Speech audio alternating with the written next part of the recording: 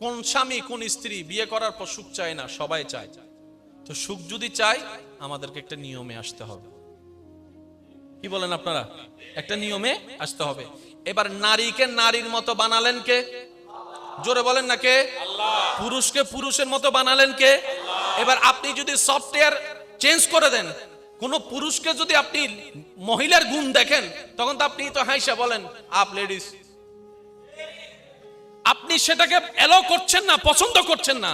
আবার কোন নারীর ভিতর যদি পুরুষের মতো কথা আওয়াজ থাকে, তখন আপনি বলেন যে বেড়া হই গি। নারী নারীর গুণে সুন্দর, পুরুষ এখন যেন আওয়াজটা ছোট না হয়। বলেন তো, এই গুণে গুণান্বিত করে নারীকে নারীর মতো, পুরুষকে পুরুষের মতো বানাই দিলেন কে? আরো জোরে বলেন, বানাই দিলেন কে? আল্লাহ আমাদেরকে একটু বুঝে শুনে আমল করার, জীবন গড়ার তৌফিক দান করুন। তাহলে আল্লাহ মানুষকে শ্রেষ্ঠ বানালেন, দায়িত্ব। এবার আল্লাহ তাআলা কি বলছেন একটু খেয়াল করুন। আপনাদের এখানে নদী আছে? আশেপাশে নদী? নদীর সাথে সাগরের একটা সম্পর্ক আছে। আপনাদের এই এলাকায় যত প্রকার ময়লা আছে, ময়লা পানি আছে, এগুলো কোথায় যায়? বলেন না। খালে। প্রথমে নালা, নালা থেকে খাল, খাল থেকে নদী। এবার আপনি যদি খাল এবং নদীর মাঝখানে একটা ব্যারিকেড তুলে দেন, 3 মাস থাকেন তো এই এলাকায়? দুর্গন্ধে থাকা। এবার রবের প্রসেসিংটা দেখেন। রব বান্দা বলে যে আল্লাহ এতগুলা ময়লা পানি আমি নিব কোথায়? খাবারে খাবার হয় না, ময়লা পানি নিব কোথায়? কর্মচারীতে রাখার কোনো সুযোগ নাই। রব বলে যে একটা কাজ কর, তোর ঘরের ভিতর থেকে পাইপটা দিয়ে একটা নালা বানা। ওই নালাটা গিয়ে যোগ হবে খালে। তো আল্লাহ খালের মধ্যে যদি পুরো এলাকার মানুষের ময়লা জমে, 3 মাসের বেশি তার থাকা যাবে না। রব বলে যে ওই দায়িত্ব তোর নাই, ওই টেনশন তোর নাই, এটা আমি দেখতেছি। আল্লাহ কি করলেন জানেন? সময়ে সময়ে নদী থেকে জোয়ার হয়ে খালে ভরপুর হয়ে যায় পানি। জোয়ারের মধ্যে এসে পানি ভরপুর হয়ে আপনার ময়লাগুলোকে নেয়, বাটা হয়ে খালের ময়লা সব নদীতে।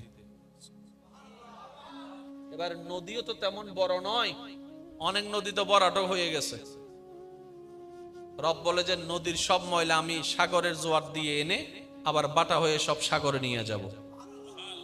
আপনি ময়লা ফেললেন এখানে, 3 দিন পরে সেই ময়লাটা খুঁজে পাবেন বঙ্গোপসাগরে।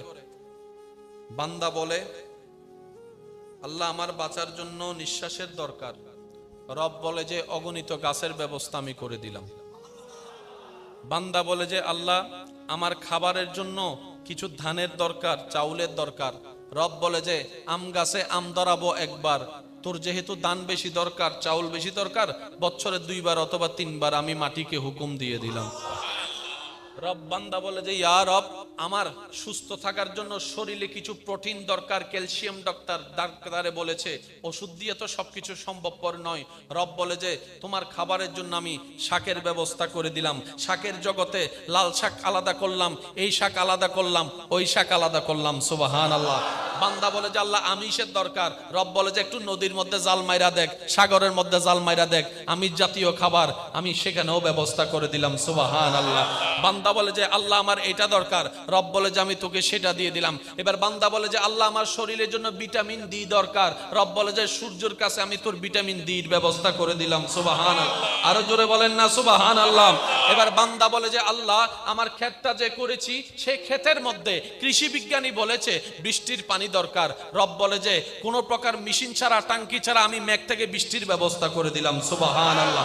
বান্দা বলে আল্লাহ আমার ময়লাগুলো নেওয়ার জন্য একটা রাস্তার দরকার, প্রত্যেকটা দিনের ময়লা, এমন তো নয় যে মাসে ময়লা। রব বলে যে তুই খাল থেকে ফেল আর নালায় ফেল, নালা থেকে খালে, খাল থেকে নদীতে, নদী হয়ে সাগরে, বেনিশ করার দায়িত্ব আমি নিয়ে নিলাম। সুবহানাল্লাহ। বান্দা বলে আল্লাহ আমার চোখের জ্যোতি দরকার, চোখের জ্যোতি বাড়ানো দরকার। রব বলে যে সবুজ গাছপালার ব্যবস্থা আমি রবেই করে দিলাম। সুবহানাল্লাহ। আর একটু জোরে জোরে বলেন না সুবহানাল্লাহ। বান্দা বলে যে আল্লাহ আমার এটা দরকার। রব বলে যে আগে থেকেই দিলাম। বান্দা বলে যে আল্লাহ আমার ওইটা দরকার। রব বলে যে ওইটা দিলাম। আল্লাহ পাকে যা দরকার বান্দার সব দিয়ে রেখেছেন। এবার বলেন গাছ নষ্ট করলো কে? এই আন্না, এই সুবগি আন্না মাথা। কাজ নষ্ট করলো কে? মানুষ। এবার যুবক ভাইদের আওয়াজ লাগবে, মুরব্বীরা শুধু দোয়া দিবেন। পৃথিবীর সবচেয়ে বড় সমস্যার একটা সমস্যার নাম হচ্ছে গ্লোবাল ওয়ার্মিং। আগে আমাদের বাংলাদেশে কয় ঋতু ছিল? 6 ঋতু। এখন এখন পরিবেশ বিজ্ঞানী বলে থাকবে কেমনে? আগে তো বৃষ্টির দিন আলাদা ছিল, এখন তো যে কোনো টাইমে হুট করে মিস কল ছাড়া।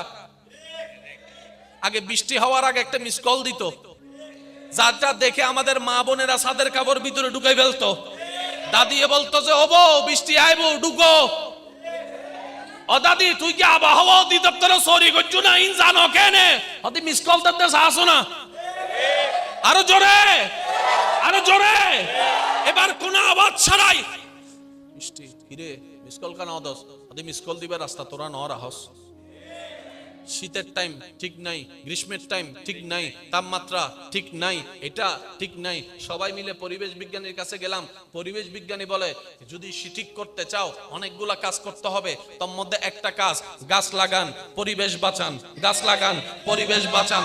নদী বাঁচাইতে হবে, সাগর বাঁচাইতে হবে, পানি পরিষ্কার রাখতে হবে, ময়লা আবর্জনা থেকে দেশকে মুক্ত রাখতে হবে, বিশেষ করে ধোঁয়াগুলা বন্ধ করে দিতে হবে। আশা করি বুঝতে পারতেছেন আমি কি বলতে চাচ্ছি। ধোঁয়াগুলা বন্ধ করে দিতে হবে, কলকারখানার ময়লা আবর্জনা এসিড গুলাকে বন্ধ করে দিতে হবে। এবার সব কিছু যখন আমাদেরকে জানাতে শুরু করলো পৃথিবী সুন্দর রাখার জন্য কি কি করা দরকার, কারণ আমরা তো পৃথিবীর বাইরে যেতে পারবো না, তখন ওখান থেকে বের হয়ে একজনে বলে আমাদের পৃথিবী তো আমরাই ধ্বংস করে দিয়েছি। আপনার কারণে আমি সাজা পাচ্ছি, আমার কারণে আপনি সাজা পাচ্ছেন। এই সমাজের জন্য যৌতুক কি অভিশাপ? বলেন না যৌতুক কি? জোরে বলেন যৌতুক কি? এই যৌতুকটা কেউ না কেউ একজন শুরু করছিল। তো এই কেউটাকে হয়তো আমার, আপনার। বুঝাইতে পারছি কথা? আজকে যেটাকে মহামারী বলছেন সেটা প্রথমে কিন্তু মহামারী ছিল না। একজন থেকে দুইজন, দুইজন থেকে আচ্ছা জীবনে কোনোদিন কেউ চিন্তা করছে কোন বেড়া মানুষ, পুরুষ মানুষ, ছেলে মানুষ, বড় মানুষ হাফ প্যান্ট ফিরে হাঁটবে? কিন্তু এটা শুরু হয়ে গেছে এখন ওই দেখতে দেখতে। তো শুরু তো কেউ না কেউ করছে। প্রত্যেকটা কিছুর পিছনে দায়ী, জোরে বলেন না দায়ী, আরো জোরে বলেন দায়ী আল্লাহ। প্রত্যেকটা কিছুর পিছনে দায়ী আমরা। আল্লাহ উল্টা কি করে জানেন? রহমত করে আর দয়া করে। এবার আসেন 22 নম্বর সূরা, সূরা হজ। সূরা সূরা আচ্ছা বুঝতে পারছি আপনারা বিরক্ত হয়ে গেছেন, আমি আর 10 মিনিট করে ছেড়ে দিচ্ছি, আপনাদের থেকে বিদায় নিচ্ছি। না আপনাদের আওয়াজ শুনে বুঝতে পারছি আসলে আমি আপনাদেরকে আর কষ্ট দিব না। 22 নম্বর সূরা, সূরা হজ, আয়াত নম্বর 10। আল্লাহ তাআলা রব্বুল আলামিন বলেন 22 নম্বর সূরা, সূরা হজের 10 নম্বর আয়াত আল্লাহ তাআলা বলেন যালিকা বিমা কদ্দামাত ইয়াদাকা ওয়া আন্নাল্লাহা লাইসা বিযাল্লামিন লিল আবিদ। মোট কথা হচ্ছে তোমরা যা দেখছো, যা পাচ্ছ, যা হচ্ছে সবগুলা তোমাদের হাতের কামাই। বলছেন কে? আরেকটু জোরে। আল্লাহ বলছেন আমাদেরকে যা হচ্ছে, যা ঘটছে, যা অশান্তি সবকিছু ও আমার বান্দা তোদের হাতের কামাই। ওয়া আন্নাল্লাহা লাইসা বিযাল্লামিন লিল আবিদ। আর আল্লাহ কোন বান্দার উপর জুলুম করে না। সুবহানাল্লাহ। মূল কথাটা কি? আল্লাহ পাক বলছেন যা পাচ্ছ সব তোমাদের কারণে। কিভাবে?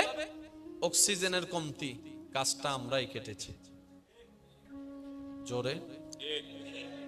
গ্লোবাল ওয়ার্মিং এর জামিলা, ধোঁয়াগুলা আমরাই তুলছি। আর একটু জোরে বলেন না। সবকিছুর পিছনে হয়তো আমি দায়ী, নয়তো আপনি দায়ী, নয়তো আমরা দায়ী। এবার শুনেন, আমরা যা করি আমাদেরকে কেউ না কেউ শিখাইছে না? হাঁটাটা এরকম করে ধরে ধরে শিখছি না?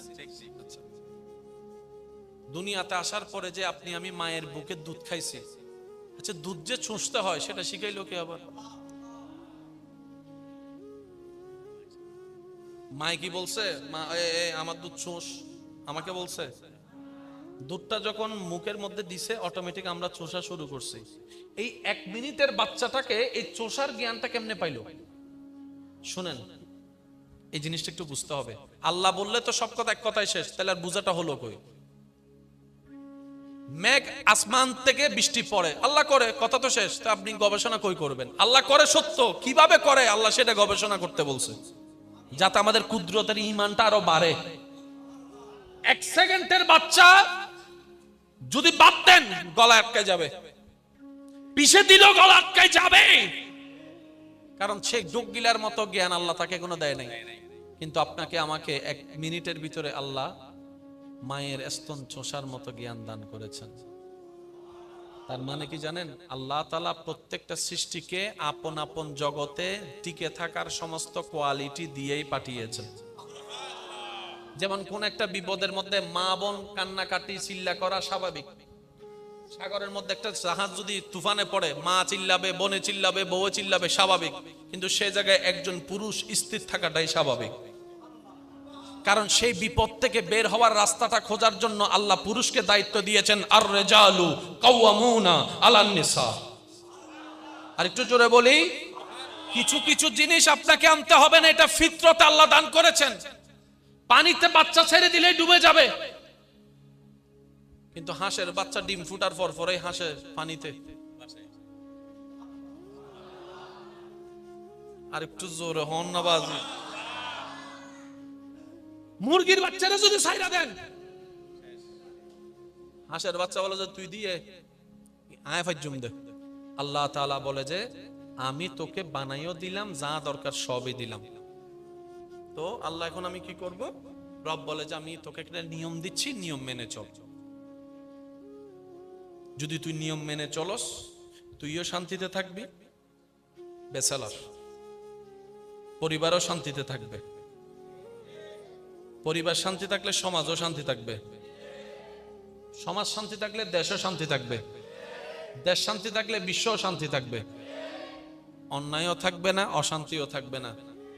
তখন তোর সম্পত্তি যদি কোটি টাকার সম্পত্তি খাটের উপর রেখে যদি বাহিরে যাস একটু ঘুরতে, চোখ বন্ধ করে যেতেও পারবি, চোখ বন্ধ করে আসতেও পারবি, তোর সম্পদ চুরি কেউ আর করবে না। সুবহানাল্লাহ। আল্লাহ তাও কি সম্ভব? রব বলে যে অবশ্যই সম্ভব।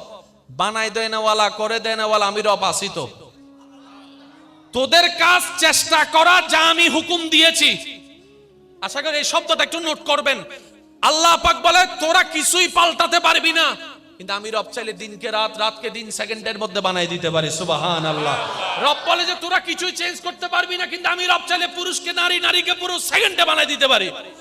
তো তোরা একটা কাজ কর, চেষ্টা করে করে আমার এবং আমার নবীর হুকুম পালন করার চেষ্টা করে করে আমাকে খুশি করার চেষ্টা কর, আমি তোদের জন্য যা দরকার সব পরিবর্তন করে দিব। সুবহানাল্লাহ। এবার বলেন লাভ চান না লস চান? ভাই একটু বলেন না, লাভ চাই না লস চাই? অশান্তি নাই শান্তি চাই? সুস্থতা চাই না অসুস্থতা চাই? এবার এখানে যত আমার মুরব্বী দাদারা আছেন ওনাদেরকে জিজ্ঞেস করেন, আপনারা যখন ছোট ছিলেন তখন এলাকায় কয়টা ফার্মেসি ছিল? কয় গ্রুপের ওষুধ ছিল? ওই ডায়রিয়া, জ্বর। নাতির থেকে জিজ্ঞেস করে তোদের আমলে ওষুধ কি? বৃষ্টি বেতর লম্বা না, মাঝখানে আবার ঢুকি গিয়ে করোনা। জোরে জোরে জোরে। পৃথিবী কয়টা, গ্রাম কয়টা, কিন্তু রোগ দিন দিন কমতেছে না বাড়তেছে? ব্যাপার কি? এবার হাদিসে যান আপনি। রাসূল পাক সাল্লাল্লাহু আলাইহি ওয়াসাল্লাম বলছেন, যেই সমাজে, যেই এলাকায়, যেই পরিবারে, যেই গোত্রে, অর্থাৎ যখন দেখবা তোমরা বেহায়াপনা, অশ্লীলতা, মানুষের চোখ শরম ফেলে যা মন চায় তা করবে, যখন করতে দেখবা চোখ বন্ধ করে বিশ্বাস করে নিও নতুন নতুন রোগের সৃষ্টি হবে, নতুন নতুন অসুখের সৃষ্টি হবে, নতুন নতুন ভাইরাসের সৃষ্টি হবে। যত অশ্লীলতা বাড়িয়ে আল্লাহর হুকুমকে অবাধ্য করবা, ততই তোমরা নিজেরাই জামিলায় পড়বা। এবার সত্যি করে বলেন, অশ্লীলতা কি কমছে না বাড়ছে? রোগ কি কমছে না বাড়ছে? আমাদের বলে আমরাই সাজা পাচ্ছি। আল্লাহ তো বলেছিল, ভালো কাজের আদেশ দাও, খারাপ কাজ থেকে নিষেধ করো। দাদা হয়ে চুপ করেছিলা কেন? কথা তো ঠিক, এসব কথা বলে না। একজনে বলে যে, ইয়া রাসূলুল্লাহ, আমি তো তার আপন দাদা না। নবী বলে যে, সেটা আমি জানতাম, তোমরা বলবা, তাই তো বেসালাত থেকে পরিবারের ব্যবস্থা করে সমাজের ব্যবস্থা করেছি। সামাজিক ভাবে বয়কট করো নাই কেন? আজ লাগছে নি ফেস। এবারে বলেন, জায়গাটা কার? বলেন না। আমরা যা আছি, আমরা কি মালিকানা নাকি বারাটিয়া? মালিক যেহেতু আল্লাহর, আল্লাহরই তো লাগবে বেশি যদি আমরা সেটা নষ্ট করি। যেমন আরেকটা হাদিস সবারই জানা, মানুষ যখন আল্লাহর হুকুমের উপরে নিজের মনকে চাওয়াকে প্রাধান্য দেওয়া শুরু করবে, অর্থাৎ আল্লাহর হুকুমকে শুনো না শুনে, দেখেও না দেখে নিজের মন মতো জীবন যাপন শুরু করে আল্লাহ এবং রাসূলকে অবাধ্য শুরু করবে, ওই এলাকার, দেশের, বিশ্বের যারা নেতৃত্ব দিবে, আল্লাহ তাদের অন্তর থেকে মায়া তুলে নিবে, নীতি তুলে নিবে, তারা জালিম হয়ে যাবে। ইসলামের মধ্যে প্রতিবাদের সিস্টেম আছে, আবার ধৈর্য ধরার হুকুম। কখনো কি ভেবে দেখেছেন, প্রতিবাদ আর ধৈর্য শব্দটা তো আসমান জমিনের পার্থক্য। প্রতিবাদ আর ধৈর্য শব্দটা দুটোটা ইসলামী হুকুম আছে, আল্লাহ এবং রাসূল দিয়েছেন আপনাকে। কিন্তু প্রতিবাদ হচ্ছে দিন, ধৈর্য হচ্ছে রাত। দুইটা কি একসাথে কখনো সম্ভব? গরম শীত একসাথে সম্ভব? তো ধৈর্য হচ্ছে দিন, প্রতিবাদ যদি হয় রাত, তো দিন রাত তো একসাথে হয় না। এবার রবকে একটু জিজ্ঞেস করেন না, ইয়া রব, তুমি ধৈর্য ধরতেও বললা, প্রতিবাদ করতেও বললা, তো প্রতিবাদ করলে তার ধৈর্য থাকলো না, ধৈর্য ধরলে তো প্রতিবাদ হবে না, আমি করব কি? রব বলে যে, সলিউশনটা আমার নবীর দরবারে জানিয়ে দিয়েছি, আর রহমান আল্লামাল কোরআন, আমার নবীকে জিজ্ঞেস করো।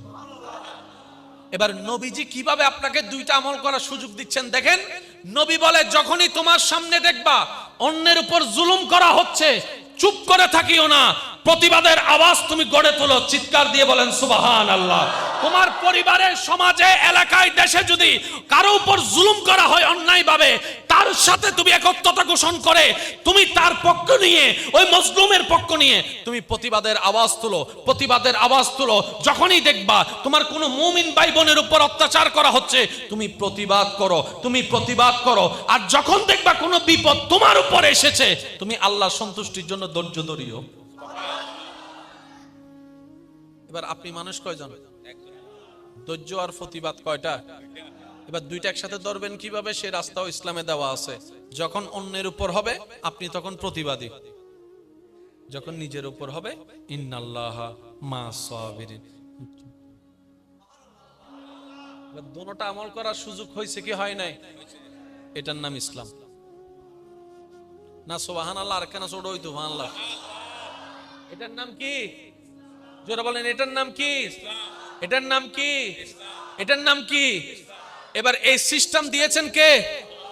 অন্যের প্রতি হলে প্রতিবাদ করো, নিজের ব্যাপারে হলে ধৈর্য ধরো। এবার আপনি দেখেন আপনার সমাজে ঠিক উল্টাটাই চলে, অন্যের ব্যাপারে আমরা,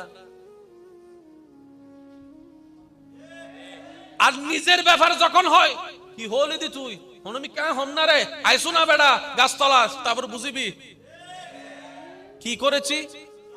জোরে বলেন, কি করেছি?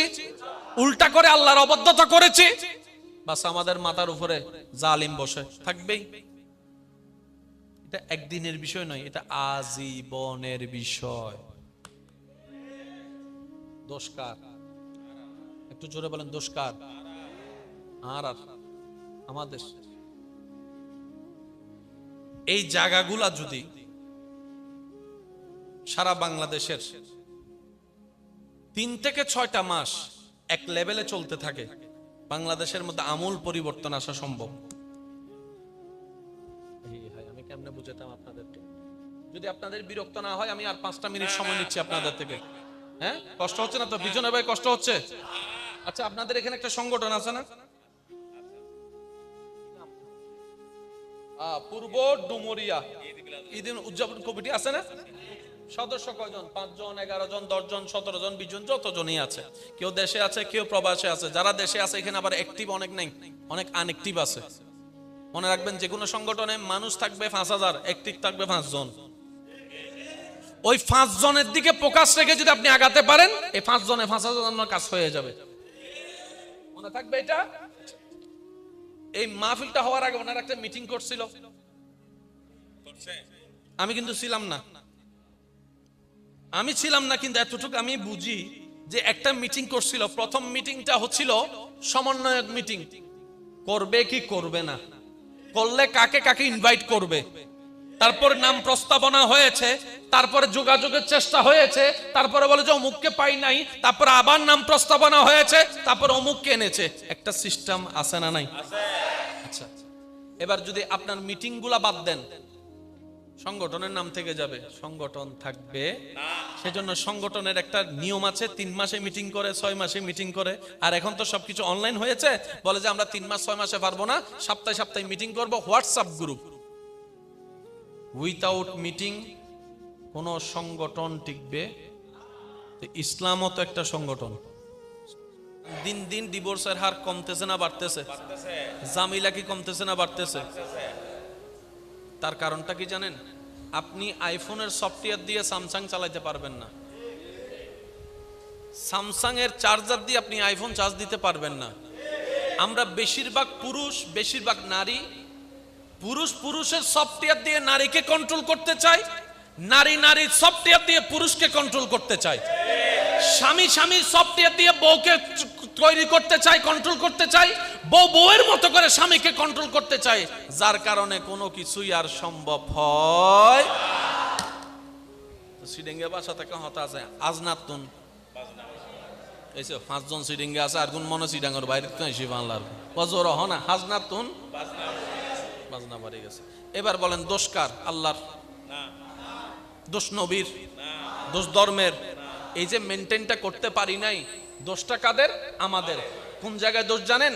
নামাজ ভুল হয়েছে, কিভাবে পড়বো, কাজা নামাজ কিভাবে পড়বো, আমার এই নামাজ সেই নামাজ কিভাবে পড়বো, রুকু তাসবিহ আমি আপনি প্রশ্ন করলে ইমামের কাছে চলে গিয়েছি। রোজার মধ্যে কোনো মাসালা যদি আপনার আমার কোনো একটু খটকা লাগে, ইমামের কাছে চলে গিয়েছি। হজের ব্যাপারে যদি কোনো একটা শরীয়তের মাসালা জানার হয়, ইমামের কাছে গিয়েছি। এবার আপনি নিজেকে প্রশ্ন করেন, কয়জন মানুষ স্বামী হওয়ার পরে ইমামের কাছে জানতে চেয়েছেন, হুজুর স্বামীর দায়িত্ব কি কি, আমাকে একটু বুঝাই দেন। আমরা মনে করি 3 কবুল বললে স্বামী হয়ে যায়, 3 কবুল বললেই বউ হয়ে যায়। এটার একটা জিম্মাদারি হ্যাঁ জানি। আর নামে আজি তো মামলা শুরু হবু দিয়া, বেগুন আর নামে দিব মামলা। আর যারা আজি হজ্জে জামাই বই, তারা তো আরো বেশি পাইব। আরে হবু দুজোর আজি ভাইর জন্য ওয়াইজিং করি বেললাই। কিন্তু আপনারাই বলেন দরকার আছে না নাই? কারণ আপনি এখন যে জায়গায় বসে আছেন জানেন, এটা শুধু মসজিদ নয়, এটা সমাজ সংস্করণের জায়গা। এটা এই জায়গা থেকে যদি আওয়াজটা সেভাবে যায়, সমাজ সংস্কার হতে বাধ্য বাধ্য বাধ্য মসজিদ। কিন্তু আমরা তো সেটার মূল্যায়ন করতে জানি। এবার বলেন, কোন স্বামী কোন স্ত্রী বিয়ে করার পর সুখ চায় না? সবাই চায়। তো সুখ যদি চায়, আমাদেরকে একটা নিয়মে আসতে হবে। কি বলেন আপনারা? একটা নিয়মে আসতে হবে। এবার নারীকে নারীর মতো বানালেন কে? জোরে বলেন না কে? আল্লাহ। পুরুষকে পুরুষের মতো বানালেন কে? আল্লাহ। এবার আপনি যদি সফটওয়্যার চেঞ্জ করে দেন, কোন পুরুষকে যদি আপনি মহিলার গুণ দেখেন, তখন তো আপনি তো হাইসা বলেন আপ লেডিস। আপনি সেটাকে এলো করছেন না, পছন্দ করছেন না। আবার কোন নারীর ভিতর যদি পুরুষের মতো কথা আওয়াজ থাকে, তখন আপনি বলেন যে বেড়া হই গি। নারী নারীর গুণে সুন্দর, পুরুষ এখন যেন আওয়াজটা ছোট না হয়। বলেন তো, এই গুণে গুণান্বিত করে নারীকে নারীর মতো, পুরুষকে পুরুষের মতো বানাই দিলেন কে? আরো জোরে বলেন, বানাই দিলেন কে? আল্লাহ আমাদেরকে একটু বুঝে শুনে আমল করার, জীবন গড়ার তৌফিক দান করুন। তাহলে আল্লাহ মানুষকে শ্রেষ্ঠ বানালেন, দায়িত্ব দিলেন। এবার আল্লাহ তাআলা কি বলছেন একটু খেয়াল করেন। আপনাদের এখানে নদী আছে? আশেপাশে নদী? নদীর সাথে সাগরের একটা সম্পর্ক আছে। আপনাদের এই এলাকায় যত প্রকার ময়লা আছে, ময়লা পানি আছে, এগুলো কোথায় যায়? বলে না, খালে। প্রথমে নালা, নালা থেকে খাল, খাল থেকে নদী। এবার আপনি যদি খাল এবং নদীর মাঝখানে একটা ব্যারিকেড তুলে দেন, 3 মাস থাকেন তো এই এলাকায়? দুর্গন্ধে থাকা। এবার রবের প্রসেসিংটা দেখেন। রব বান্দা বলে যে আল্লাহ এতগুলা ময়লা পানি আমি নিব কোথায়? খাবারে খাবার হয় না, ময়লা পানি নিব কোথায়? কর্মচারীতে রাখার কোনো সুযোগ নাই। রব বলে যে একটা কাজ কর, তোর ঘরের ভিতর থেকে পাইপটা দিয়ে একটা নালা বানা, ওই নালাটা গিয়ে যোগ হবে খালে। তো আল্লাহ খালের মধ্যে যদি পুরো এলাকার মানুষের ময়লা জমে, 3 মাসের বেশি তো থাকা যাবে না। রব বলে যে ওই দায়িত্ব তোর নাই, ওই টেনশন তোর নাই, এটা আমি দেখতেছি। আল্লাহ কি করলেন জানেন? সময়ে সময়ে নদী থেকে জোয়ার হয়ে খালে ভরপুর হয়ে যায় পানি। জোয়ারের মধ্যে এসে পানি ভরপুর হয়ে আপনার ময়লাগুলোকে নেয়, বাটা হয়ে খালের ময়লা সব নদীতে। আর কেন জোর হন যায়? এবার নদীও তো তেমন বড় নয়, অনেক নদী তো বড়াটো হয়ে গেছে। রব বলে যে নদীর সব ময়লা আমি সাগরের জোয়ার দিয়ে এনে আবার বাটা হয়ে সব সাগরে নিয়ে যাব।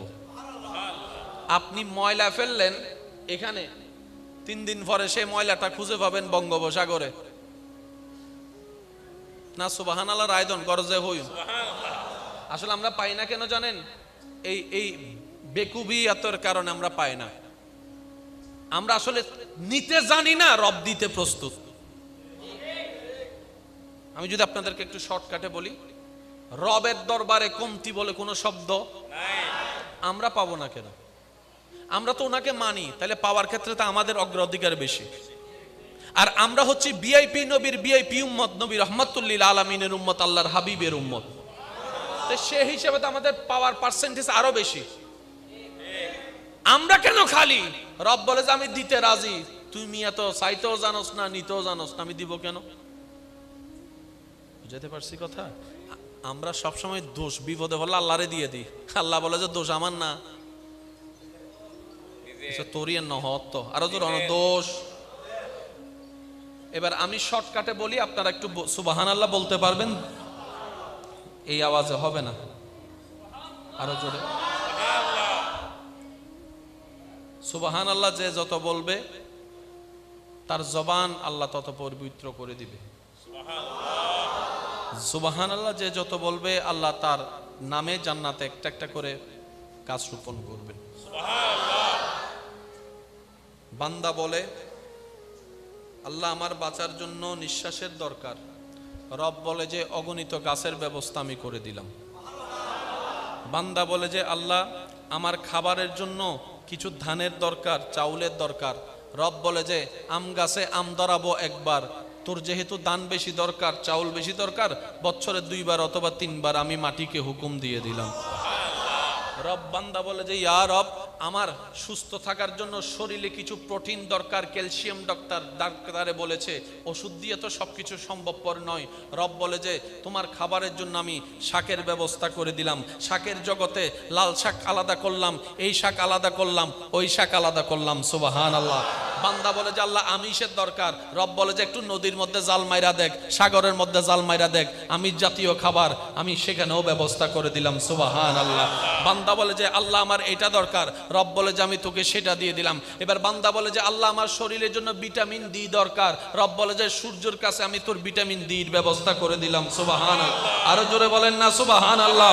এবার বান্দা বলে যে আল্লাহ আমার ক্ষেতটা যে করেছি সেই ক্ষেতের মধ্যে কৃষি বিজ্ঞানী বলেছে বৃষ্টির পানি দরকার। রব বলে যে কোনো প্রকার মেশিন ছাড়া, টাঙ্কি ছাড়া আমি মেঘ থেকে বৃষ্টির ব্যবস্থা করে দিলাম। সুবহানাল্লাহ। বান্দা বলে আল্লাহ আমার ময়লাগুলো নেওয়ার জন্য একটা রাস্তার দরকার, প্রত্যেকটা দিনের ময়লা, এমন তো নয় যে মাসে ময়লা। রব বলে যে তুই খাল থেকে ফেল আর নালায় ফেল, নালা থেকে খালে, খাল থেকে নদীতে, নদী হয়ে সাগরে, বেনিশ করার দায়িত্ব আমি নিয়ে নিলাম। সুবহানাল্লাহ। বান্দা বলে আল্লাহ আমার চোখের জ্যোতি দরকার, চোখের জ্যোতি বাড়ানো দরকার। রব বলে যে সবুজ ঘাসপালার ব্যবস্থা আমি রবেই করে দিলাম। সুবহানাল্লাহ। আর একটু জোরে জোরে বলেন না সুবহানাল্লাহ। বান্দা বলে যে আল্লাহ আমার এটা দরকার, রব বলে যে আগে থেকেই দিলাম। বান্দা বলে যে আল্লাহ আমার ওইটা দরকার, রব বলে যে ওইটা দিলাম। আল্লাহ পাকের যা দরকার বান্দার সব দিয়ে রেখেছেন। এবার বলেন গাছ নষ্ট করলো কে? এই আন্না এই সুবগি আন্ন মাথা, গাছ নষ্ট করলো কে? মানুষ। এবার যুবক ভাইদের আওয়াজ লাগবে, মুরব্বীরা শুধু দোয়া দিবেন। পৃথিবীর সবচেয়ে বড় সমস্যার একটা সমস্যার নাম হচ্ছে গ্লোবাল ওয়ার্মিং। আগে আমাদের বাংলাদেশে কয় ঋতু ছিল? 6 ঋতু। এখন এখন পরিবেশ বিজ্ঞানী বলে থাকবে কেমনে? আগে তো বৃষ্টির দিন আলাদা ছিল, এখন তো যে কোনো টাইমে হুট করে মিস কল ছাড়া। আগে বৃষ্টি হওয়ার আগে একটা মিস কল দিত, যারটা দেখে আমাদের মা বোনেরা ছাদের কাপড় ভিতরে ঢুকাই ফেলতো। দাদি বলতো যে ওবো বৃষ্টি আইবো ঢুকো। ও দাদি তুই কি আবহাওয়া অধিদপ্তরে সরি করছো না? ইন জানো কেনে হতে মিস কল দিতে আসো না? আরো জোরে, আরো জোরে। এবার কোন আওয়াজ ছাড়াই বৃষ্টি। কিরে মিস কল কেন দস? হতে মিস কল দিবে রাস্তা তোরা ন রাহস। শীতের টাইম ঠিক নাই, গ্রীষ্মের টাইম ঠিক নাই, তাপমাত্রা ঠিক নাই, এটা ঠিক নাই। সবাই মিলে পরিবেশ বিজ্ঞানীর কাছে গেলাম। পরিবেশ বিজ্ঞানী বলে যদি ঠিক করতে চাও অনেকগুলা কাজ করতে হবে, তার মধ্যে একটা কাজ গাছ লাগান, পরিবেশ বাঁচান। গাছ লাগান, পরিবেশ বাঁচান। নদী বাঁচাইতে হবে, সাগর বাঁচাইতে হবে, পানি পরিষ্কার রাখতে হবে, ময়লা আবর্জনা থেকে দেশকে মুক্ত রাখতে হবে, বিশেষ করে ধোঁয়াগুলা বন্ধ করে দিতে হবে। আশা করি বুঝতে পারতেছেন আমি কি বলতে চাচ্ছি। ধোঁয়াগুলা বন্ধ করে দিতে হবে, কলকারখানার ময়লা আবর্জনা এসিড গুলাকে বন্ধ করে দিতে হবে। এবার সব কিছু যখন আমাদেরকে জানাতে শুরু করলো পৃথিবী সুন্দর রাখার জন্য কি কি করা দরকার, কারণ আমরা তো পৃথিবীর বাইরে যেতে পারবো না, তখন ওখান থেকে বের হয়ে একজনে বলে আমাদের পৃথিবী তো আমরাই ধ্বংস করে দিয়েছি। আপনার কারণে আমি সাজা পাচ্ছি, আমার কারণে আপনি সাজা পাচ্ছেন। এই সমাজের জন্য যৌতুক কি অভিশাপ? বলেন না যৌতুক কি? জোরে বলেন যৌতুক কি? এই যৌতুকটা কেউ না কেউ একজন শুরু করছিল, তো এই কেউটাকে হয়তো আমার আপনার। বুঝাইতে পারছি কথা? আজকে যেটাকে মহামারী বলছেন সেটা প্রথমে কিন্তু মহামারী ছিল না, একজন থেকে দুইজন, দুইজন থেকে। আচ্ছা জীবনে কোনোদিন কেউ চিন্তা করছে কোন বেড়া মানুষ, পুরুষ মানুষ, ছেলে মানুষ, বড় মানুষ হাফ প্যান্ট ফিরে হাঁটবে? কিন্তু এটা শুরু হয়ে গেছে এখন ওই দেখতে দেখতে। তো শুরু তো কেউ না কেউ করছে। তাহলে প্রত্যেকটা কিছুর পিছনে দায়ী আমরা। জোরে বলেন না দায়ী আমরা। আরো জোরে বলেন দায়ী আমরা। আল্লাহ প্রত্যেকটা কিছুর পিছনে দায়ী আমরা। আল্লাহ উল্টা কি করে জানেন? রহমত করে আর দয়া করেন। এবার আসেন 22 নম্বর সূরা, সূরা হজ। সূরা সূরা আচ্ছা বুঝতে পারছি আপনারা বিরক্ত হয়ে গেছেন, আমি আর 10 মিনিট করে ছেড়ে দিচ্ছি, আপনাদের থেকে বিদায় নিচ্ছি। না আপনাদের আওয়াজ শুনে বুঝতে পারছি আসলে আমি আপনাদেরকে আর কষ্ট দিব না। 22 নম্বর সূরা, সূরা হজ, আয়াত নম্বর 10।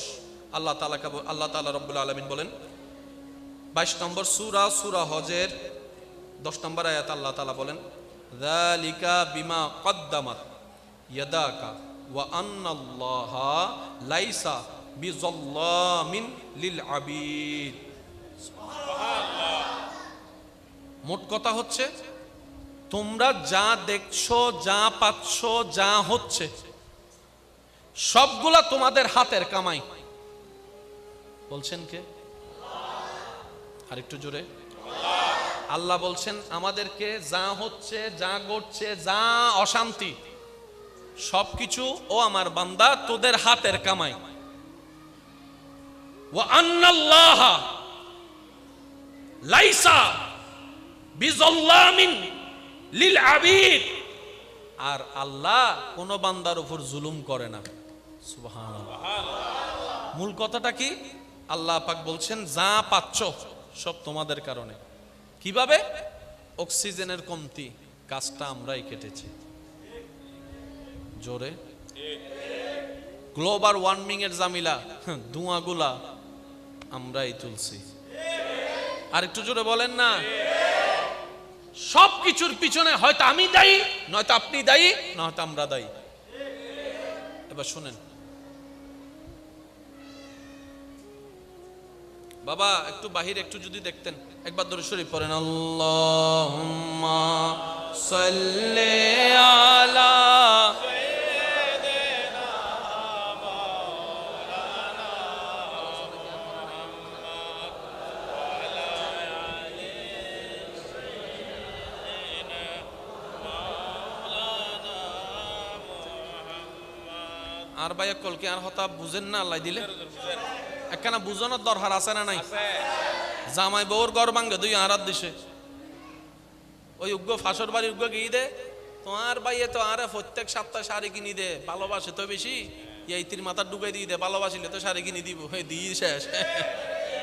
ওয়াবুল আর একখানা জোর হ না, হনফুয়া কি চাই না সরি নক, হনফুয়া কি চাই না বাফর গাড়ি দিব এর হক। হ্যাঁ, ইন পুরুষ মানুষের ভিতরে নাই, পুরুষ মানুষ হলে হামাইয়েরা হাবাই এর শান্তি পাবে, মায়ে ফক কলে রান দিয়ে রে হাবাই শান্তি পায়, মরদ ফক কলে অন্যরে দিয়ে রে হাবাই এর শান্তি পায়। দোনোজনের কেউ বাদ দন যাইব না, সারিমিকে যার এন্ডেইতে টাস মারি হদ দে বদিন নোটলত আর হদিন হাবি হাজ গরি হান্য বারস না। ইয়া আজারে হতা হইল তো না, ইয়াইতে আজারে হতা সরি কি লইয়ের বইতে কি নাকি এসে নমাতে বসে সরি লই বইতে কি নাকি লিগ্যাল সরি ভাইলে অত 20 লাখ টাকা ঘুষ দম পরের যে নমাতে, ঠিক না বে ঠিক? এনে সরি নাই, সরি এন্ড আবার এদিন নিয়ম করি সরি নির বাক করি এর আবার যারা সরি বার ইতারা হতে সিট একখান আছে, তোরা 10 জন যে টিয়া বেশি দিবি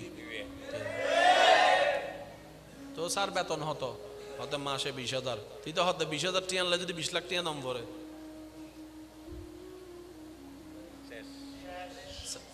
সরিয়ান ন ভাই সাত দোনা তাইছি রং সাহার টিয়া নাই দে সাসাগ্য হতে ওড়ো সরি ডরি ন গরিবিনি বড় ডলো তার হদিন হাবি ইয়া ফোয়াইবে সুইসাইড নগরী হনগত্য হদ দাও ভাই। আমি কি বুঝাতে পারি না? হতা পারলে উৎসাহ দেন, খোঁচা দিয়েন না, ঠেস মাইরেন না, কারণ প্রত্যেকটা মানুষ আপন আপন ফিতরতেই চলতে থাকে, বলেন না সুবহানাল্লাহ। আচ্ছা কি কোনো সমস্যা না? কোনো সমস্যা? আমরা যা করি আমাদেরকে কেউ না কেউ শিখাইছে না? হাঁটাটা এরকম করে দৌড়ে দৌড়ে শিখছি না?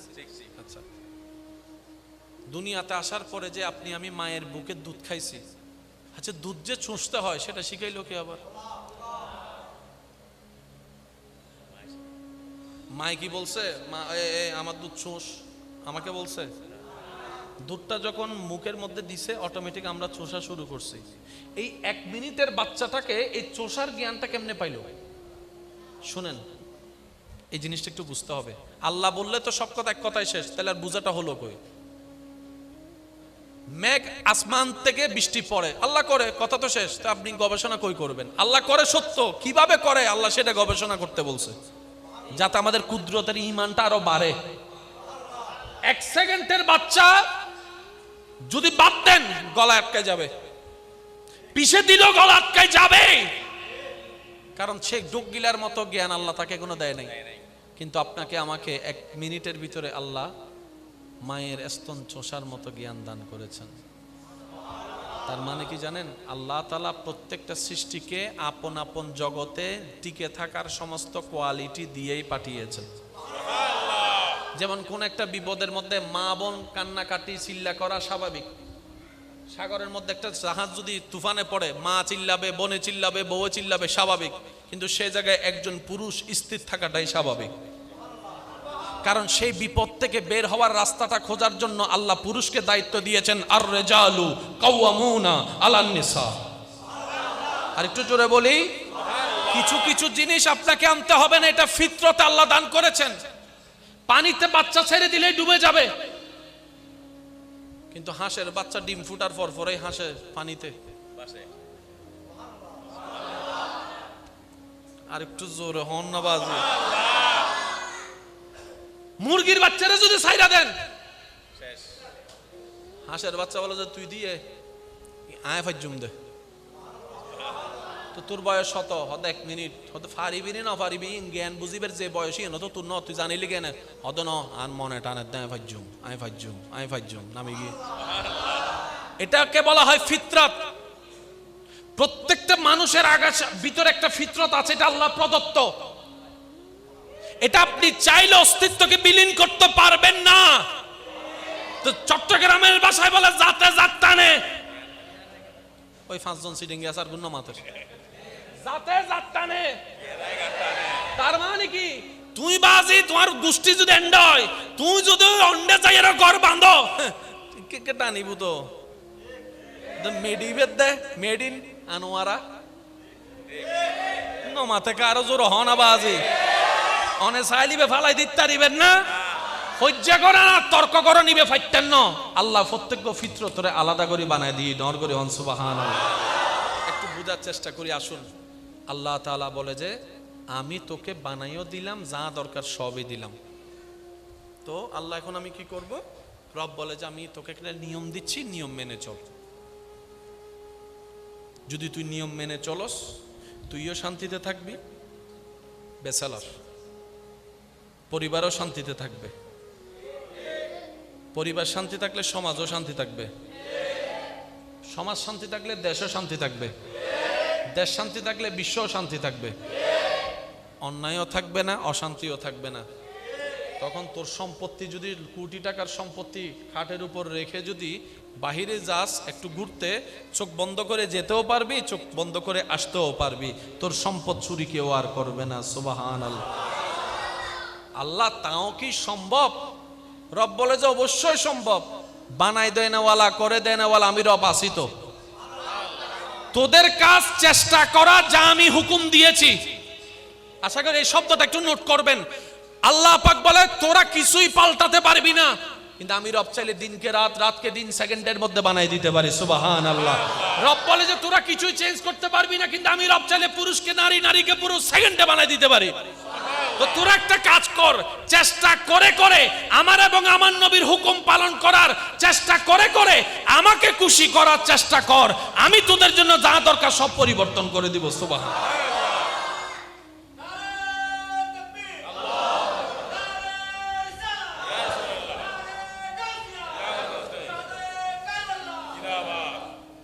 এবার বলেন লাভ চান না লস চান? ভাই একটু বলেন না, লাভ চাই না লস চাই? অশান্তি নাই শান্তি চাই? সুস্থতা চাই না অসুস্থতা চাই? এবার এখানে যত আমার মুরব্বী দাদারা আছেন ওনাদেরকে জিজ্ঞেস করেন, আপনারা যখন ছোট ছিলেন তখন এলাকায় কয়টা ফার্মেসি ছিল? কয় গ্রুপের ওষুধ ছিল? ওই ডায়রিয়া, জ্বর। নাতির থেকে জিজ্ঞেস করে তোদের আমলে ওষুধ কি? বৃষ্টি বেত লম্বা না, মাঝখানে আবার ঢুকি গিয়ে করোনা। জোরে জোরে জোরে। পৃথিবী কয়টা, গ্রাম কয়টা, কিন্তু রোগ দিন দিন কমতেছে না বাড়তেছে? ব্যাপার কি? এবার হাদিসে যান আপনি। রাসূল পাক সাল্লাল্লাহু আলাইহি ওয়াসাল্লাম বলছেন, যেই সমাজে, যেই এলাকায়, যেই পরিবারে, যেই গোত্রে, অর্থাৎ যখন দেখবা তোমরা বেহায়াপনা, অশ্লীলতা, মানুষের চোখ শরম ফেলে যা মন চায় তা করবে, যখন করতে দেখবা চোখ বন্ধ করে বিশ্বাস করে নিও নতুন নতুন রোগের সৃষ্টি হবে, নতুন নতুন অসুখের সৃষ্টি হবে, নতুন নতুন ভাইরাসের সৃষ্টি হবে। যত অশ্লীলতা বাড়িয়ে আল্লাহর হুকুমকে অবাধ্য করবা ততই তোমরা নিজেরাই জামিলায় পড়বা। এবার সত্যি করে বলেন, অশ্লীলতা কি কমছে না বাড়ছে? রোগ কি কমছে না বাড়ছে? আমাদের বলে আমরাই সাজা পাচ্ছি। এবার আপনি বলতে পারেন আবদ্ধা হতা তো ঠিক আছে, কিন্তু আয় তো হনদিন টিকটক ন করি। টিকটক তুই তো না করছি, অশ্লীলতা তো ও করছে, আমি তো করি নাই, আমি কেন সাজা পেলাম? আল্লাহ পাক বলে যে আমারে জিজ্ঞেস করিস না, আমার নবীরে জিজ্ঞেস কর। এবার আমরা সবাই মিলে কল্পনা জগতের নবীকে প্রশ্ন রাখলাম, ইয়া রাসূলুল্লাহ আমি তো করি নাই, ও না করছে, আমি কেন রোগের সাজা পাবো? নবী বলে যে হাদিস একটা শুনলে হবে না, তো এক হাদিসের সাথে আরেক হাদিসের সম্পর্ক আছে। আল্লাহ তো বলেছিল ভালো কাজের আদেশ দাও, খারাপ কাজ থেকে নিষেধ করো। দাদা হয়ে চুপ করে ছিলা কেন? ও হতা তো ঠিক, এইসব কথা বলে না। তো একজনে বলে যে ইয়া রাসূলুল্লাহ আমি তো তার আপন দাদা না। নবী বলে যে সেটা আমি জানতাম, তোমরা বলবা, তাই তো বেসালাত থেকে পরিবারের ব্যবস্থা করে সমাজের ব্যবস্থা করেছি, সামাজিকভাবে বয়কট করো নাই কেন? ফাঁস লাগছে নি ফেস? এবারে বলেন জায়গাটা কার? বলেন না। আমরা যা আছি আমরা কি মালিকানা নাকি বারাটিয়া? তো মালিক যেহেতু আল্লাহ, আল্লাহরই তো লাগবে বেশি যদি আমরা সেটা নষ্ট করি। যেমন আরেকটা হাদিস সবারই জানা, মানুষ যখন আল্লাহর হুকুমের উপরে নিজের মনকে চাওয়াকে প্রাধান্য দেওয়া শুরু করবে, অর্থাৎ আল্লাহর হুকুমকে শুনো না শুনে দেখেও না দেখে নিজের মন মতো জীবন যাপন শুরু করে আল্লাহ এবং রসুলকে অবাধ্য শুরু করবে, ওই এলাকার দেশের বিশ্বের যারা নেতৃত্ব দিবে আল্লাহ তাদের অন্তর থেকে মায়া তুলে নিবে, নীতি তুলে নিবে, তারা জালিম হয়ে যাবে। হাদিসে আছে, এক কথায় বলতে গেলে সিডেঙ্গে ভাষা যদি হওয়া ভাই নিজের ট্যাঙর নিজে কি মসজিদি, শুধু কোরআনকে না বুঝার কারণে। ইসলামকে যত গবেষণা করবেন আপনার মনও আলোকিত হবে, আপনার চিন্তাও সুন্দর হবে।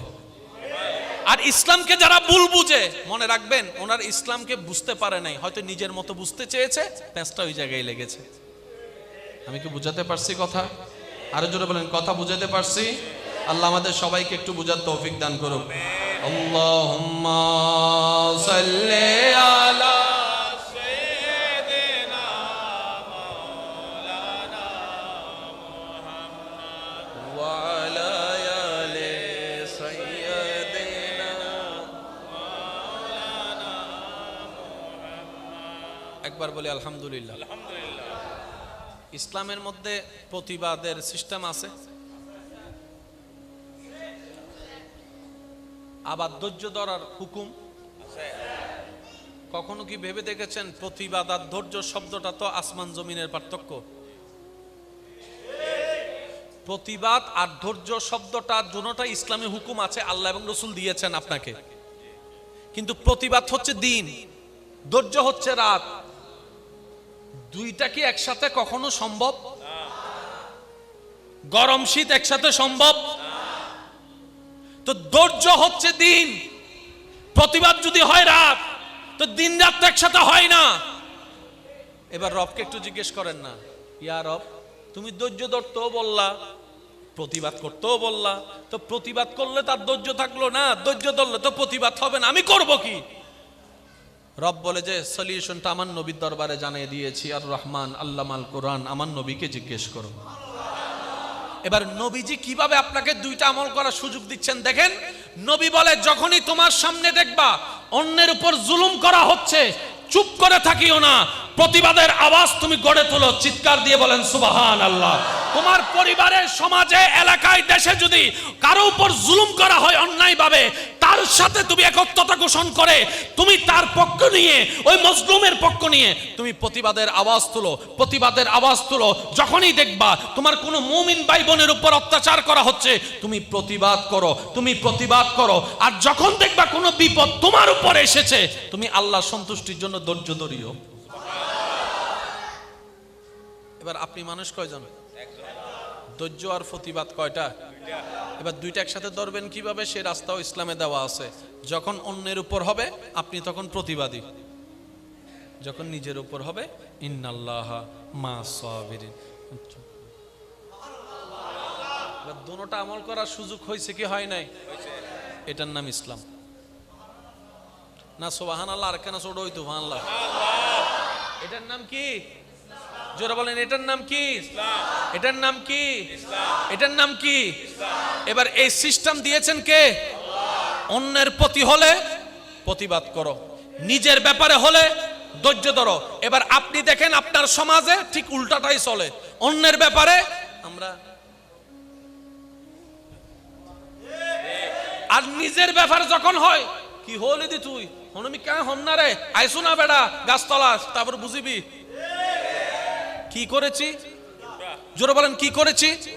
উল্টা করে আল্লাহর অবাধ্যতা করেছি, বাস আমাদের মাথার উপরে জালিম বসে থাকবেই। এটা একদিনের বিষয় নয়, এটা আজীবনের বিষয়। দোষ কার? একটু জোরে বলেন, দোষ কার? আর আমাদের। এই জায়গাগুলা যদি সারা বাংলাদেশের 3 থেকে 6টা মাস এক লেভেলে চলতে থাকে, বাংলাদেশের মধ্যে আমূল পরিবর্তন আসা সম্ভব। আমি কেমনে বুঝাতাম আপনাদেরকে? যদি আপনাদের বিরক্ত না হয় আমি আর 5টা মিনিট সময় নিচ্ছি আপনাদের থেকে। হ্যাঁ, কষ্ট হচ্ছে না তো? পিছনে ভাই কষ্ট হচ্ছে? আচ্ছা, আপনাদের এখানে একটা সংগঠন আছে না? কি নাম?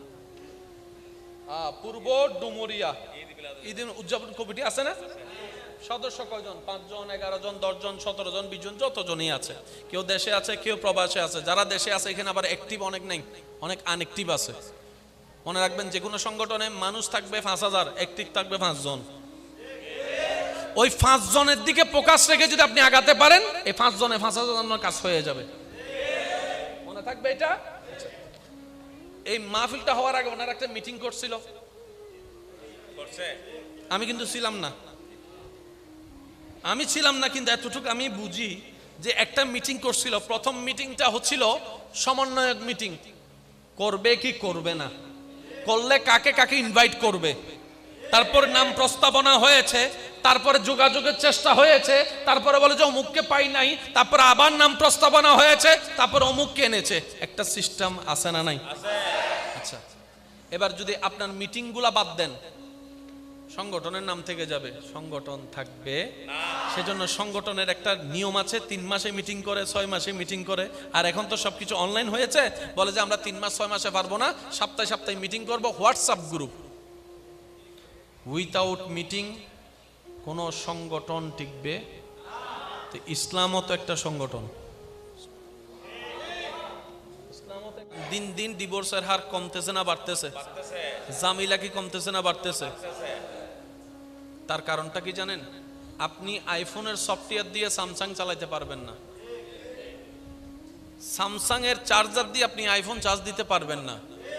আমরা বেশিরভাগ পুরুষ, বেশিরভাগ নারী, পুরুষ পুরুষের সফটওয়্যার দিয়ে নারীকে কন্ট্রোল করতে চায়, নারী নারীর সফটওয়্যার দিয়ে পুরুষকে কন্ট্রোল করতে চায়, স্বামী স্বামীর সফটওয়্যার দিয়ে বউকে তৈরি করতে চায়, কন্ট্রোল করতে চায়, বউ বউয়ের মতো করে স্বামীকে কন্ট্রোল করতে চায়, যার কারণে কোনো কিছুই আর সম্ভব হয়।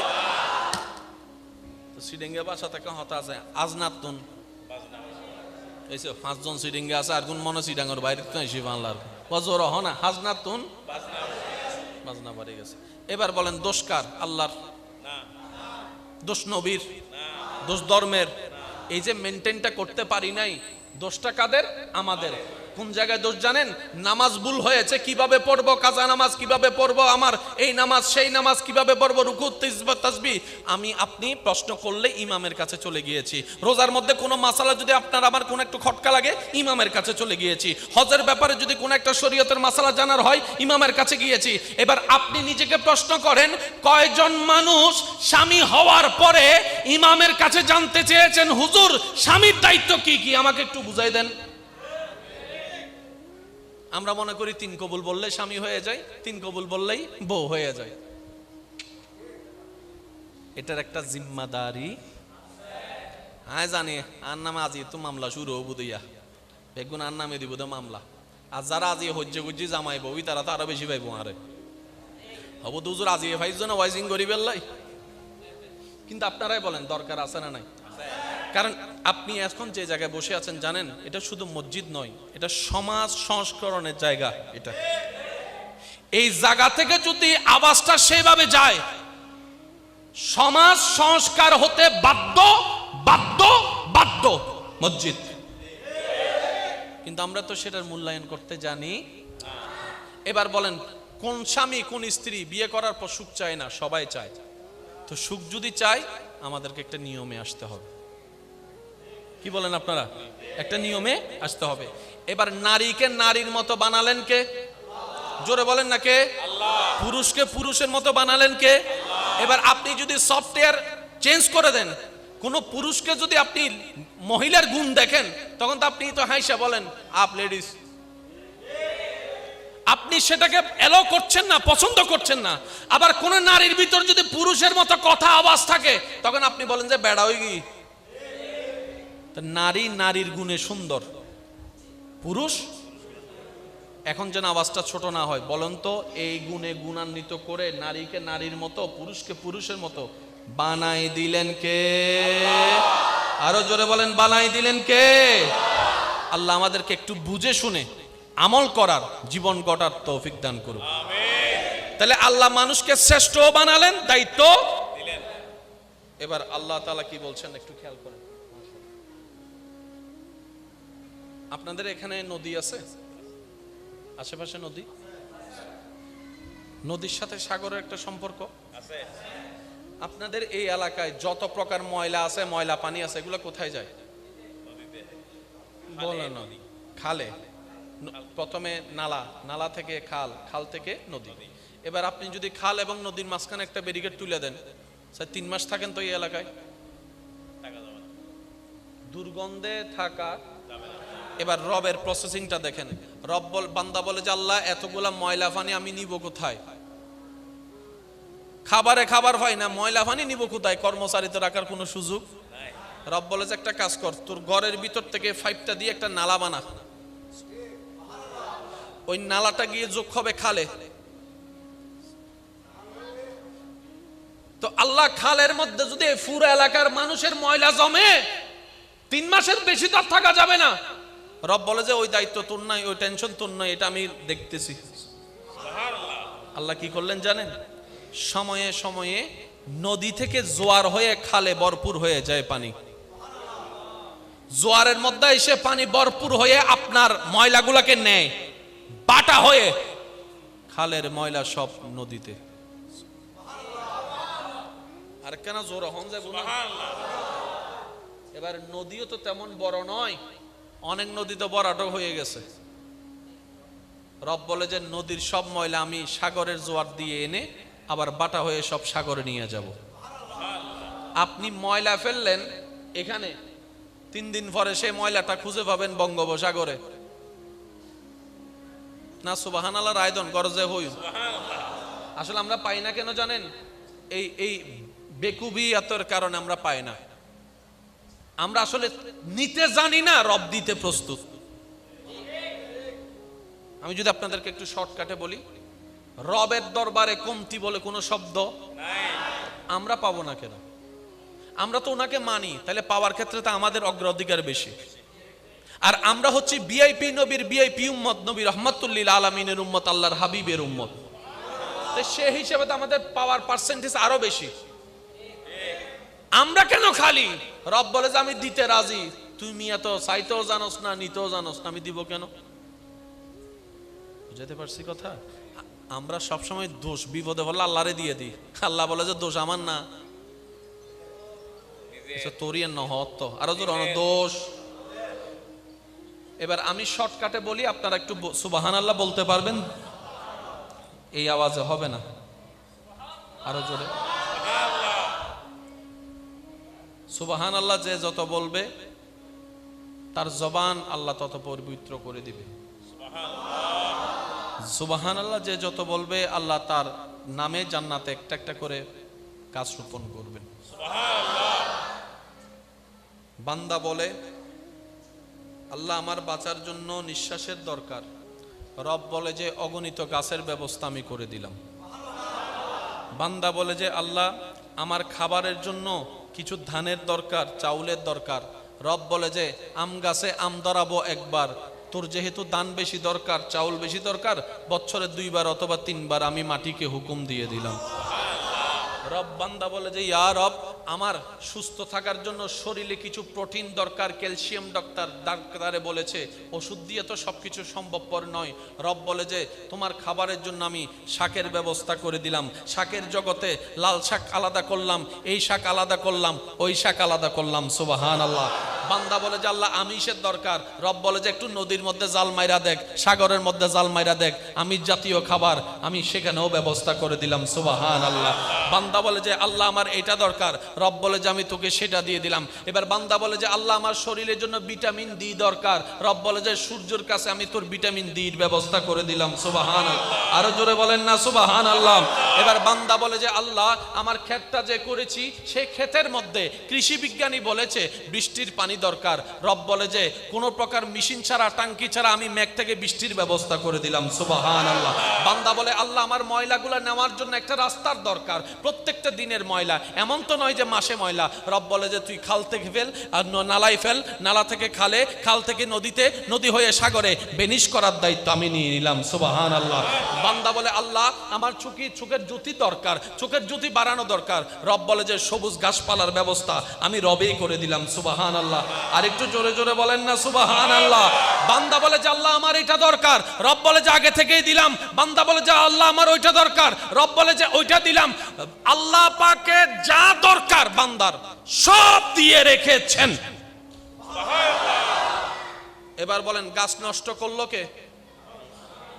এই আন্ন, এই সুবগি আন্ন মাতে গাছ নষ্ট করলো কে? মানুষ। এবার যুবক ভাইদের আওয়াজ লাগবে, মুরব্বীরা শুধু দোয়া দিবেন। পৃথিবীর সবচেয়ে বড় সমস্যার একটা সমস্যার নাম হচ্ছে গ্লোবাল ওয়ার্মিং। আগে আমাদের বাংলাদেশে কয় ঋতু ছিল? 6 ঋতু। এখন এখন পরিবেশ বিজ্ঞানী বলে থাকবে কেমনে? আগে তো বৃষ্টির দিন আলাদা ছিল, এখন তো যে কোনো টাইমে হুট করে মিস কল ছাড়া। আগে বৃষ্টি হওয়ার আগে একটা মিস কল দিত, যারটা দেখে আমাদের মা বোনেরা ছাদের কাপড় ভিতরে ঢুকাই ফেলতো। দাদি বলতো যে ও বউ বৃষ্টি আইবো, ঢুকো। ও দাদি তুই কি আবহাওয়া অধিদপ্তরে সরি করছো না? ইন জানো কেনে হতে মিস কল দিতে আসো না? আরো জোরে, আরো জোরে। এবার কোন আওয়াজ ছাড়াই বৃষ্টি। কিরে মিস কল কেন দস? হতে মিস কল দিবে রাস্তা তোরা ন রাহস। শীতের টাইম ঠিক নাই, গ্রীষ্মের টাইম ঠিক নাই, তাপমাত্রা ঠিক নাই, এটা ঠিক নাই। সবাই মিলে পরিবেশ বিজ্ঞানীর কাছে গেলাম। পরিবেশ বিজ্ঞানী বলে যদি ঠিক করতে চাও অনেকগুলা কাজ করতে হবে, তার মধ্যে একটা কাজ গাছ লাগান, পরিবেশ বাঁচান। গাছ লাগান, পরিবেশ বাঁচান। নদী বাঁচাইতে হবে, সাগর বাঁচাইতে হবে, পানি পরিষ্কার রাখতে হবে, ময়লা আবর্জনা থেকে দেশকে মুক্ত রাখতে হবে, বিশেষ করে ধোঁয়াগুলা বন্ধ করে দিতে হবে। আশা করি বুঝতে পারতেছেন আমি কি বলতে চাচ্ছি। ধোঁয়াগুলা বন্ধ করে দিতে হবে, কলকারখানার ময়লা আবর্জনা এসিড গুলাকে বন্ধ করে দিতে হবে। এবার সব কিছু যখন আমাদেরকে জানাতে শুরু করলো পৃথিবী সুন্দর রাখার জন্য কি কি করা দরকার, কারণ আমরা তো পৃথিবীর বাইরে যেতে পারবো না, তখন ওখান থেকে বের হয়ে একজনে বলে আমাদের পৃথিবীতে আমরাই ধ্বংস করে দিয়েছি। আপনার কারণে আমি সাজা পাচ্ছি, আমার কারণে আপনি সাজা পাচ্ছেন। এই সমাজের জন্য যৌতুক কি অভিশাপ? বলেন না যৌতুক কি? জোরে বলেন যৌতুক কি? এই যৌতুকটা কেউ না কেউ একজন শুরু করছিল। তো এই কেউটাকে হয়তো আমার, আপনার। বুঝাইতে পারছি কথা? আজকে যেটাকে মহামারী বলছেন সেটা প্রথমে কিন্তু মহামারী ছিল না। একজন থেকে দুইজন, দুইজন থেকে আচ্ছা জীবনে কোনোদিন কেউ চিন্তা করছে কোন বেড়া মানুষ, পুরুষ মানুষ, ছেলে মানুষ, বড় মানুষ হাফ প্যান্ট ফিরে হাঁটবে? কিন্তু এটা শুরু হয়ে গেছে এখন ওই দেখতে দেখতে।